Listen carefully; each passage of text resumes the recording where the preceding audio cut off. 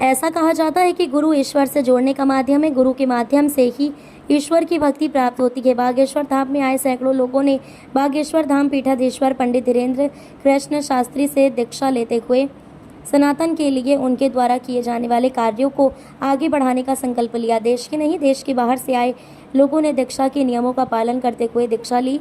जानकारी के मुताबिक बागेश्वर धाम के संपर्क नंबरों के माध्यम से देश के विभिन्न हिस्सों के अलावा विदेशों से भी महाराज श्री से दीक्षा लेने का आग्रह किया जा रहा था। बड़ी संख्या में लोगों के द्वारा किए गए आग्रह को ध्यान में रखकर महाराज श्री ने एक दिन दीक्षा देने की अनुमति दे दी। बागेश्वर महाराज की अनुमति से शुक्रवार को 800 से 1000 लोगों को दीक्षा दी गई। बागेश्वर धाम सरकार की दीक्षा लेने के पहले कुछ नियमों का पालन करना पड़ता है, जैसे दिन भर व्रत रखना, महाराज श्री के संकल्पों को आगे बढ़ाना, सनातन के लिए आवाज़ उठाना, जात पात के भेदभाव को मिटाना।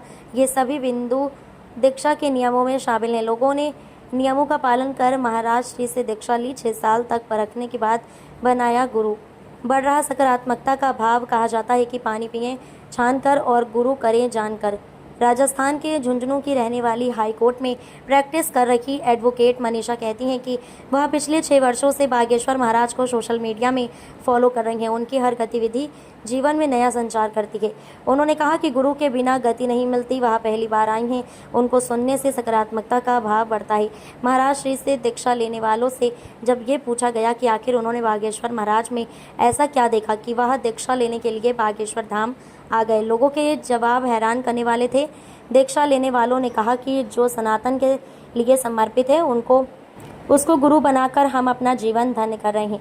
नेपाल की सुधा दुबे ने बताया कि वह 2.5 वर्ष से बागेश्वर महाराज की कथाएं सुन रही हैं। उनकी कथाएं सुनकर धाम से श्रद्धा बढ़ी है, बालाजी की सेवा करने का भाव है। वहीं होशंगाबाद की शिखा वर्मा ने कहा कि कथा से बहुत कुछ सीखने को मिला है।